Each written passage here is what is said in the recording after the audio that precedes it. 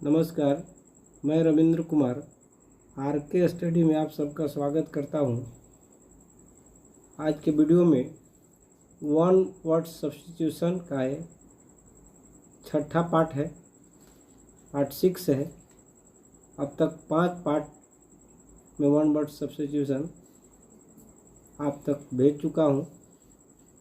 आज ये छठा पार्ट है, तो चलिए वन वर्ड सब्स्टिट्यूशन का ये छठा पार्ट बिना देर किए हुए शुरुआत करते हैं।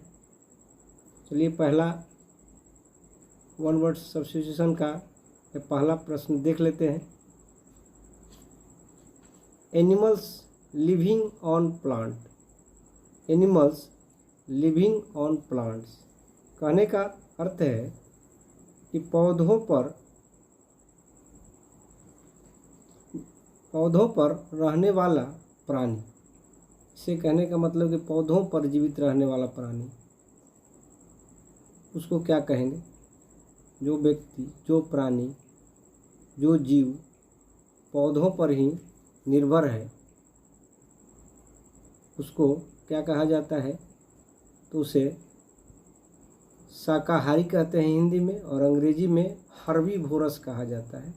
हर्बीवोरस मतलब शाकाहारी, जो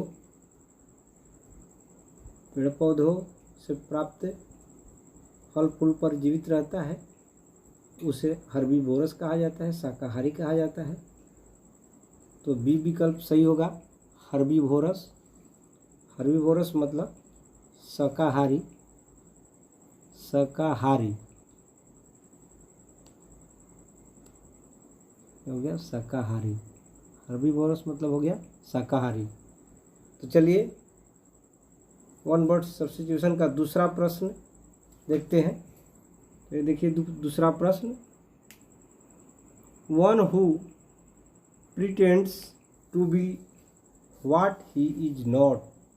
one who pretends to be what he is not कहने का अर्थ है जो वह नहीं होने का दिखावा करता है। वैसा व्यक्ति है, वैसे लोग जो नहीं होने का दिखावा करता है। ऐसा लगता है कि वो इस तरह का नहीं है, तो ये दिखावा करने वाले व्यक्ति को पाखंडी कहा जाता है। पाखंड कहा जाता है, पाखंडी कहा जाता है। अंग्रेजी में कहें तो हाइपोक्राइट के नाम से जाना जाता है। हाइपोक्राइट। तो पहला विकल्प देखिए, हाइपोक्राइट मतलब पाखंडी। हाइपोक्राइट मतलब पाखंडी, इसको कहेंगे पाखंडी। पाखंडी। One who pretends to be what he is not मतलब वह जो नहीं होने का दिखावा करता है, उसे पाखंडी कहा जाता है। पाखंडी कहा जाता है। तो चलिए दूसरा प्रश्न देख लेते हैं। तो दूसरा प्रश्न देखिए, दूसरा प्रश्न, सॉरी, 2 प्रश्न तो देख चुके हैं, ये तीसरा प्रश्न है। तो तीसरा प्रश्न देख लेते हैं। One who lakhs knowledge. One who lakhs knowledge कहने का अर्थ है जिसके पास ज्ञान की कमी है। जिसके पास ज्ञान की कमी है उसको अज्ञानी कहेंगे। अंग्रेजी में इग्नोरेंट के नाम से जानते हैं। इग्नोरेंट मीन्स अज्ञानी। वन हु लैक्स नॉलेज, जिसके पास ज्ञान की कमी है, उसे इग्नोरेंट कहा जाता है, अज्ञानी कहा जाता है। इसे कहते हैं अज्ञानी। अज्ञानी, तो क्या कहेंगे? अज्ञानी। तो चलिए तीसरा प्रश्न देख लेते हैं। तीसरा प्रश्न ये वन वर्ड सब्स्टिट्यूशन का तीसरा नहीं, चौथा प्रश्न है। तो वन वर्ड सब्स्टिट्यूशन का ये चौथा प्रश्न है, और ये पार्ट 6 देख रहे हैं। चलिए चौथा प्रश्न देखते हैं। Prohibited by law. Prohibited by law कहने का मतलब कि कानून के विरुद्ध, कानून से कोई लेना देना नहीं है, वो कानून के विरुद्ध जो जाता है उसको इलिसिट कहते हैं। इलिसिट, इलिसिट मतलब अवैध, कानूनी रूप से नहीं, कानून के विरुद्ध जो जाता है उसको इलिसिट, अवैध कहा जाता है। इलिसिट, तो इलिसिट मतलब अवैध, तीसरा विकल्प सही है। इलिसिट मतलब अवैध, अवैध जो कानून के विरुद्ध जाता है या कानून को नहीं मानता है उसको अवैध कहते हैं, इलिसिट कहा जाता है। तो चलिए पांचवा प्रश्न देख लेते हैं। पांचवा प्रश्न वन वर्ड सब्स्टिट्यूशन का एक पांचवा प्रश्न है। पांचवा प्रश्न, incapable of being divided, incapable of being divided कहने का अर्थ है कि विभाजित होने में असमर्थ, जो चीज़ विभाजित होने में असमर्थ, विभाज्य न हो, जिसका विभाजन न हो, उसको इनडिवाइजेबल कहा जाता है। तो इनडिवाइजेबल कहेंगे इसको, तो पहला विकल्प सही होगा। अविभाज्य हिंदी में कहते हैं, अविभाज्य, तो हिंदी में क्या कहेंगे, जो विभाजित ना हो उसको अविभाज्य कहते हैं। अविभाज्य, इसको क्या कहेंगे, अविभाज्य। तो हिंदी में अविभाज्य कहते हैं। इनकेपेबल ऑफ बीइंग डिवाइडेड मतलब हुआ इनडिवाइजेबल मतलब अविभाज्य, जो विभाजित न हो उसको अविभाज्य कहते हैं। तो चलिए छठा प्रश्न पर चलते हैं। छठा प्रश्न वन वर्ड सब्स्टिट्यूशन का ये छठा प्रश्न है। Not being able to make a mistake, not being able to make a mistake कहने का अर्थ है गलती करने में सक्षम नहीं होना, गलती नहीं करना, गलती करने में सक्षम नहीं होना, जिसे इनफेलिएबल कहा जाता है। चौथा विकल्प देखिए, इनफेलिएबल,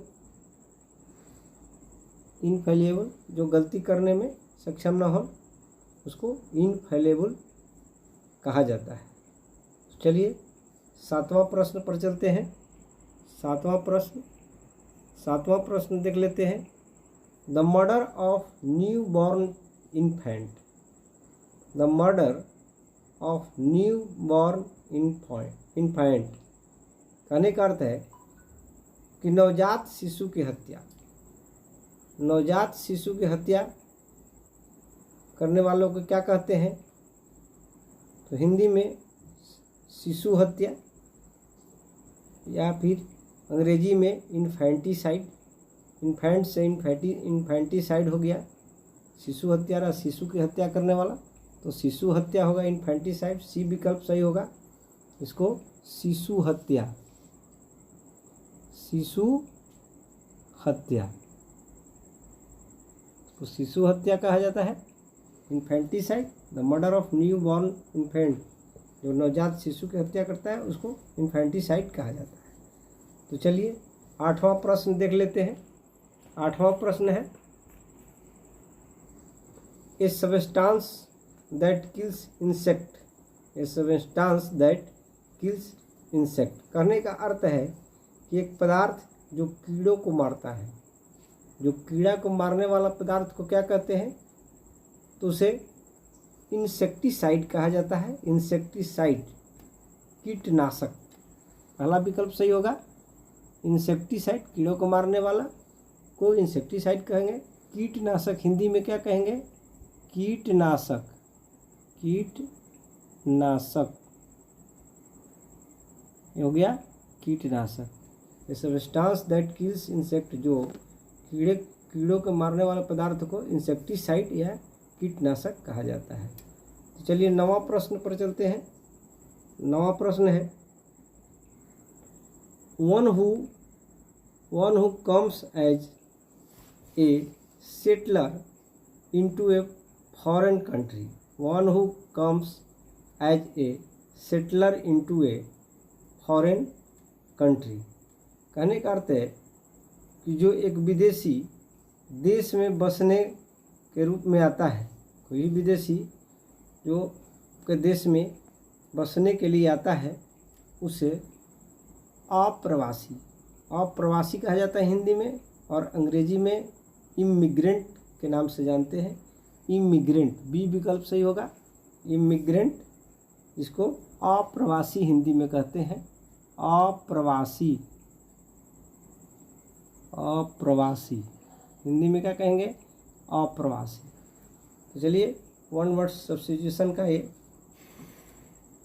छठा पार्ट है, इसका 10वां प्रश्न देख लेते हैं।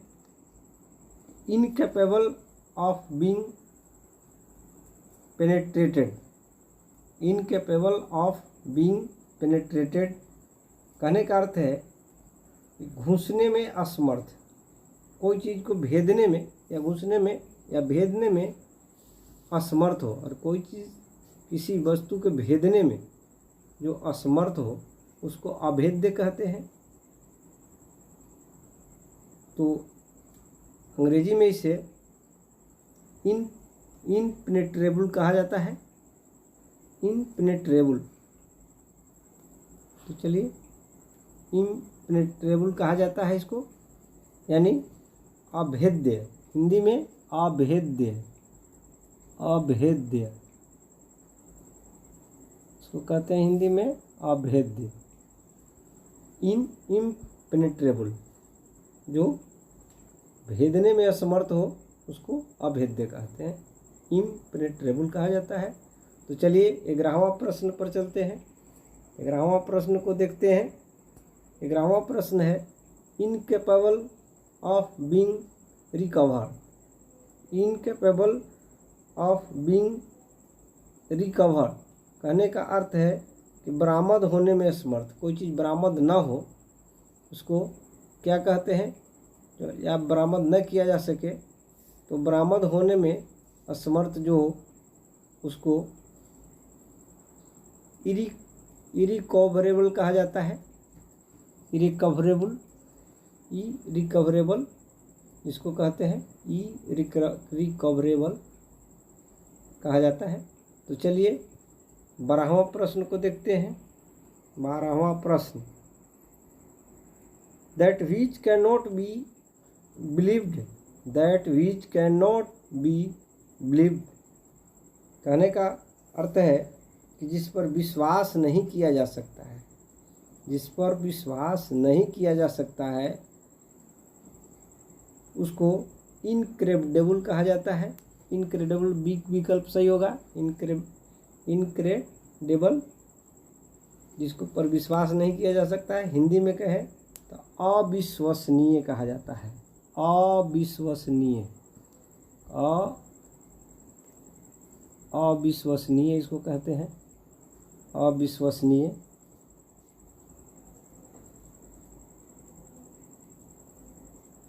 इसको अविश्वसनीय कहा जाता है। अंग्रेजी में इनक्रेडिबल कहा जाता है। That which can not B believed, जिस पर विश्वास नहीं किया जाए उसे इनक्रेडिबल कहा जाता है। बी विकल्प सही होगा। तो चलिए 13वां प्रश्न देख लेते हैं। ये वन वर्ड सब्स्टिट्यूशन का छठा पार्ट है, इसका 13वां प्रश्न देखते हैं। Which can not B read, which can not B read कहने का अर्थ है जिसे पढ़ा नहीं जा सकता है, जिसे पढ़ा नहीं जा सकता है उसे क्या कहेंगे? हिंदी में अपठनीय कहा जाता है। अंग्रेजी में इलिजिबल कहा जाता है, इलिजिबल कहा जाता है। देखिए इलिजिबल विकल्प डी है, चौथा विकल्प है जिसको हिंदी में अपठनीय, अपठनीय हिंदी में अपठनीय कहा जाता है। इलिजिबल कहा जाता है। विच कैन नॉट बी रीड जिसे पढ़ा नहीं जा सके उसे इलिजिबल कहा जाता है। डी विकल्प सही होगा, अपठनीय। तो चलिए 14वां प्रश्न को देखते हैं। 14वां प्रश्न देखते हैं।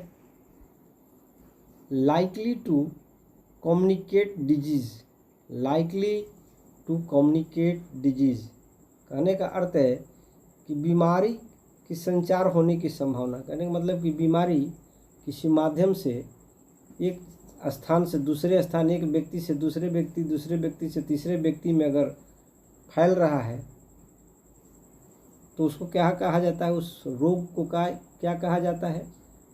तो देखिए एक तरह से संक्रमण होता है, उसको संक्रमण कहा जाता है। अंग्रेजी में कहें तो इन्फेक्शन कहते हैं, तो उसको इन्फेक्शन, ये विकल्प सही होगा, इन्फेक्शन। हिंदी में संक्रमण कहते हैं, संक्रमण, संक्रमण हिंदी में संक्रमण कहा जाता है। तो चलिए 15वां प्रश्न को देख लेते हैं। 15वां प्रश्न, that which is harmless, that which is harmless, कहने का मतलब कि जो हानि रहित है, जो हानि रहित है उसे क्या कहा जाता है।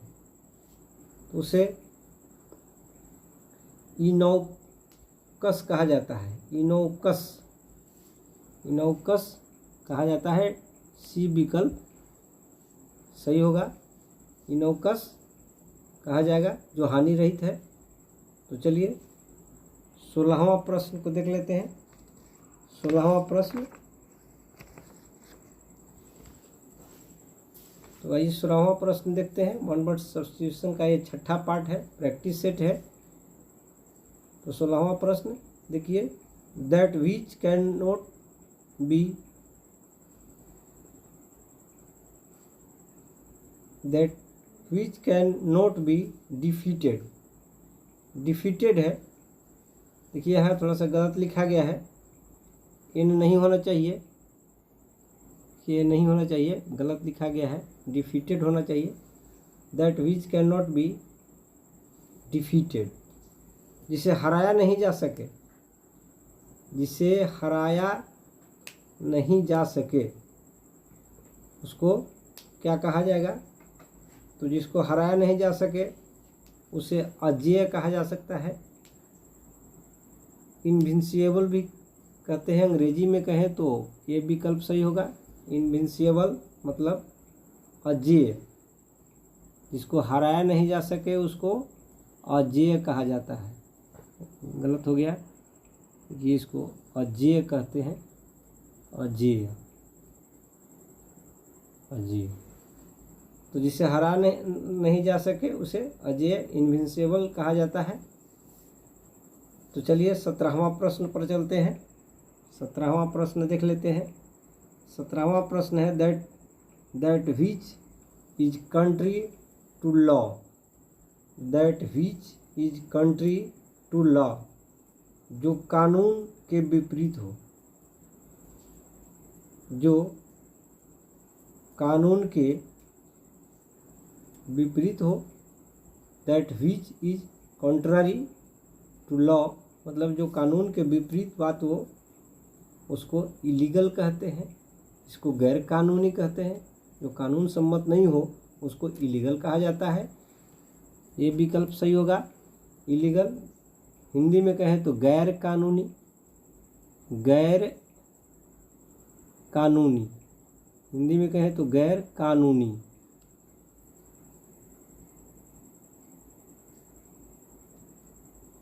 ये हो गया गैर कानूनी। That which is contrary to law, जिसे जो कानून सम्मत न हो, जो कानून के विपरीत हो उसे गैर कानूनी कहते हैं, इलीगल कहते हैं। तो चलिए 18वां प्रश्न पर चलते हैं। 18वां प्रश्न को देख लेते हैं। That which can not be moved, that which can not be moved, जिसे हिलाया नहीं जा सके, जिसको हिलाया डुलाया नहीं जा सके उसको क्या कहेंगे। जिसको हिलाया डुलाया नहीं जा सके उसको हिंदी में स्थिर कहते हैं और अंग्रेजी में इमूवेबल कहा जाता है। इमूवेबल मतलब, चलिए बी विकल्प सही होगा, स्थिर, हिंदी में स्थिर, स्थिर।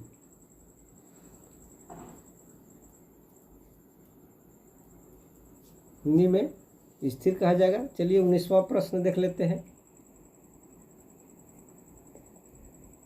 19वां प्रश्न, that which can not be passed through, that which can not be passed through, कहने का अर्थ है कि जिसे पार न किया जा सके, जिसे पार न किया जा सके, तो हिंदी में उसको अगम्य कहा जाता है, अगम्य। और अंग्रेजी में इम्पैसेबल कहा जाता है, इम्पैसेबल। देखिए चौथा विकल्प सही होगा, इम्पैसेबल मतलब अगम्य, अगम्य, अगम्य, इसको अगम्य कहते हैं, अगम्य। इम्पैसेबल कहा जाता है, that which can not be passed through, जिसे पार न किया जा सके उसे इम्पैसेबल या अगम्य कहेंगे हिंदी में। तो चलिए वन वर्ड सब्स्टिट्यूशन का ये 20वां प्रश्न देखते हैं। 20वां प्रश्न है, that which can not B dissolved, that which can not B dissolved, जिसे भंग न किया जा सके, जिसे भंग न किया जा सके उसको क्या कहा जाता है? तो उसे अघुलनशील, जिसे तोड़ा ना जा सके, उसे अलग न किया जा, जिसे भंग न किया जा सके उसको अघुलनशील कहा जाता है, इनसॉल्युबल कहा जाता है।